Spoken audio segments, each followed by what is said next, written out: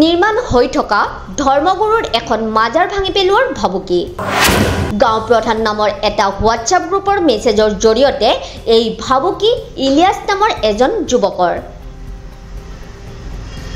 উল্লেখ্য যে ১ নং কান্ধুলিমাৰী গাঁৱৰ বাসিন্দা ৰুহুল আমিন নামৰ এজন ব্যক্তিৰ ঘৰৰ প্ৰাংগণত নিৰ্মাণৰ কাম চলি আছে এখন ধৰ্মগুৰুৰ মাজাৰৰ য'ত নেকি বিশ্বাস জড়িত হৈ আছে হাজাৰ হাজাৰ শিষ্যবৃন্দসকলৰ কিন্তু যোৱা মঙলবাৰে গাঁও প্ৰধান নামৰ এটা হোৱাটছআপ গ্ৰুপৰ মেছেজৰ জৰিয়তে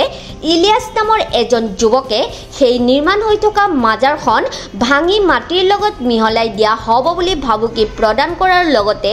ৰুহুল কাছিম নামৰ দুজন ব্যক্তিক সুযোগ পালে ধৰা হ'ব বুলি ভাবুকি প্ৰদান কৰে যুৱকজনে ইপিনে যুৱকজনৰ এনে ভাবুকিৰ পিছতেই এক আতংকময় পৰিৱেশৰ সৃষ্টি হৈছে ৰুহুল আমিন আৰু কাছিম আলীৰ পৰিয়ালৰ লগতে সকলো শিষ্যবৃন্দগণৰ মাজত কালিয়ে আমি আহিছিলো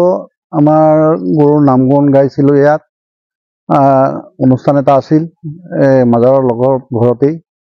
তাতে আহি পেলাই আমি শুনি পাইছো যে সিহঁতে মোবাইলত মেছেজ পঠিয়াইছে আগে পৰা বহুত কিছু কিবা কিবি শুনিছো এইবিলাক আমি ধৰা নাই কিন্তু এতিয়া মোবাইলত যে মেছেজ পঠিয়াইছে এইটোতো আমি এৰি দিব নোৱাৰি আমাৰ গুৰুজনৰ পুতেক দুইটা আছে দুইটাক সিহঁতে হত্যা কৰি মাৰধৰ কৰি যেনেকৈ হোক সিহঁতে মাজাৰটো ভাঙি পেলাব তে এইটো শুনি পেলাই আমিও তাৰ পৰা ঘৰলৈ যোৱা নাই এতিয়া সিহঁতৰ গ্ৰুপ আছে গ্ৰুপৰ পৰা এটা মানুহৰ পৰা মেছেজটো আমি পাইছো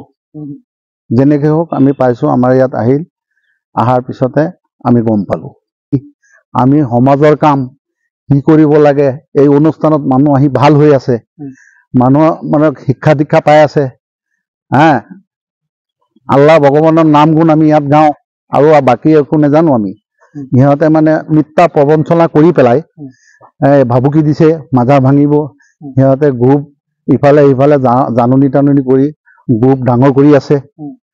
তেতিয়া মানে আমি এইখিনি গম পালো যদি আইনে একশ্যন আমাৰ এইটো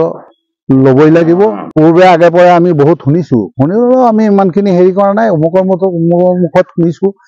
এতিয়া যে আমি ইয়াৰ পৰা খেদি দিব এন কৰিব তেন কৰিব এইবিলাক আমি শুনিয়ে আছো তথাপি আমি এইবিলাক মানে ইমান হেৰি কৰা নাই এতিয়া মানে আমি মেছেজত পাইছো এতিয়াতো আমি বহি থাকিব নোৱাৰি ইলিয়াছ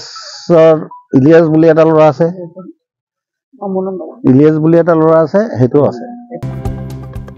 এই সন্দৰ্ভত ইতিমধ্যে ঢিং আৰক্ষী থানাত এখন এজাহাৰ দাখিল কৰে ভুক্তভোগী ৰুহুল আমিনে আৰু সংবাদ মাধ্যমৰ জৰিয়তে চৰকাৰ তথা প্ৰশাসনক মাজাৰখনৰ শিষ্যবৃন্দগণে জনাই দোষীক উচিত শাস্তি দিয়াৰ দাবী